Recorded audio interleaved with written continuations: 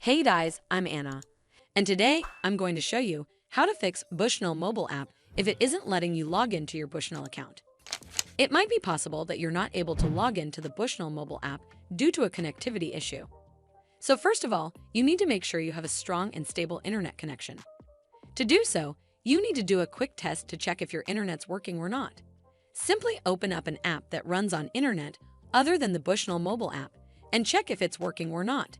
You can also try switching from Wi-Fi to mobile data and vice versa.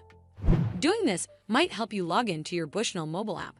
This should fix the issue, but if it doesn't, then you need to make sure you're running the latest version of the app. Open up App Store on your device, and then tap on this search icon in the bottom right corner. Then search for the Bushnell mobile app. And if you see this update button right next to the app name, simply tap on it to make sure you're running the latest version of the app. But if you still encounter this issue, then you need to clear App Cache.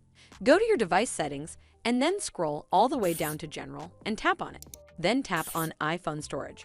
From here, search for the Bushnell mobile app and then tap on it. Once you're on this screen, you need to tap on Offload App. Tap again to confirm. It'll take a bit for processing, and then a reinstall button will show up. Simply tap on it to reinstall the app. This should fix the issue, but if it doesn't, then you need to completely reinstall the app.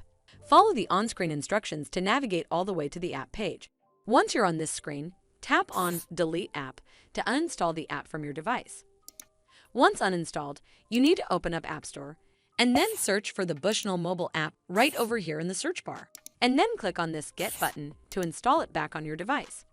Well, that's how you fix Bushnell mobile app if it isn't letting you log into your Bushnell account.